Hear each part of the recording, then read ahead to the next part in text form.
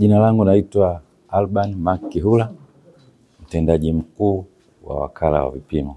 Leo katika kikao hichi cha baraza la wafanyakazi, hichi ni kikao cha 38 baada ya kuisha kwa mkataba wa awali ambao ulikuwa kati ya management ya wakala wa vipimo na TUGHE tawi la wakala wa vipimo. Kwa baada ya kusaini mkataba ule ambao tulisaini mwezi Julai, leo ndio kikao chetu cha kwanza.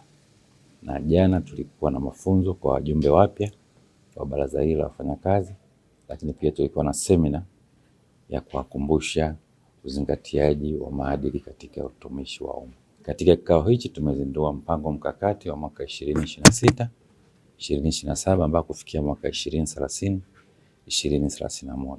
Katika mpango mkakati ule ndio tumeweka mipango yetu katika hiyo miaka mitano, ikiwa pia imezingatia utekelezaji wa dira ya taifa ya 2050.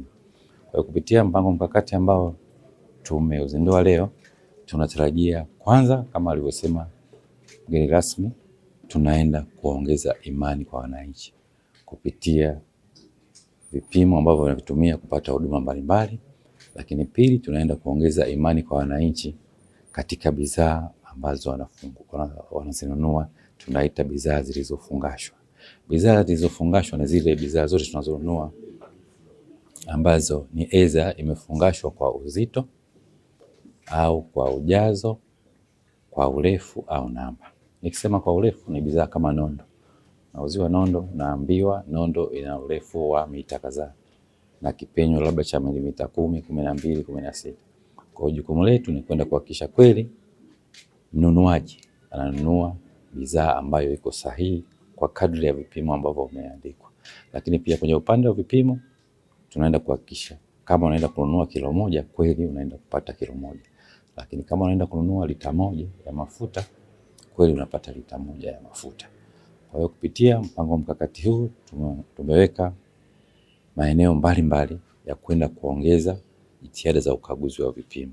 Lakini pia tumeainisha namna ya kwenda kushirikiana na sekta binafsi. Kama mnavyofahamu kwamba sekta binafsi ndio engine ya kukuza uchumi katika taifa letu. Lakini pia tunaitegemea sekta binafsi katika kufikia dira ya 2050. Kwa hiyo kwenye mpango mkakati huu haya yote yameainishwa. Lakini pia tunaenda kuboresha mazingira ya utendaji kazi, kwa maana ya kuboresha mazingira ya ofisi zetu. Kuna baadhi ya ofisi zetu ambazo hazina mandhari nzuri na ofisi zile zinatumika katika kuhifadhia vifaa vya kitaalamu. Kwa hiyo mpango mkakati huu wa miaka mitano umeainisha vizuri sana tunaenda kuboresha mazingira ya ofisi zetu. Lakini kama nilivyosema awali, kwenda kushirikiana na sekta binafsi, tuna maeneo takriban 19 ambayo tunatarajia kushirikiana na sekta binafsi. Hiyo yote ni katika kuongeza imani kwa mwananchi. Lakini pia tunaenda kuboresha mpango wa mafunzo kwa watumishi. Tumeweka mpango wa mafunzo ambao utasaidia sasa watumishi kuongeza utaalamu katika maeneo mbalimbali ambayo tunatarajia kusimamia vipimo, lakini pia bidhaa zilizofungashwa. Kabla hajaona mzigo ni imani, lakini imani siku zote inajengwa, na imani inajengwa na serikali na taasisi zake. Ikiwa sehemu ya utaratibu, inakuwa utamaduni.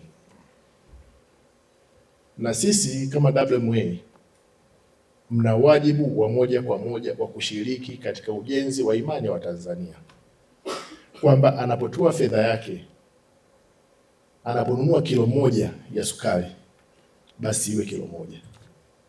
Ikiwa gramu 800, maana yake ameibiwa gramu 200.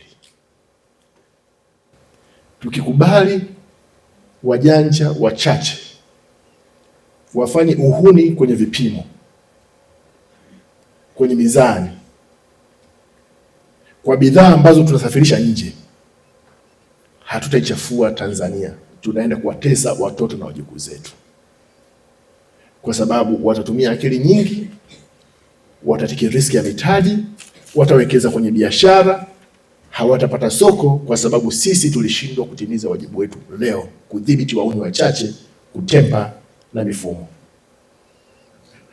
Kwa hiyo mnapojadili majukumu yenu kama baraza la wafanyakazi, ni vyema mkatafakari, mkajadiliana kujua nafasi ya mtumishi mmoja mmoja katika kutimiza malengo ya taasisi katika kudhibiti uhuni hasa kwenye eneo la vipimo.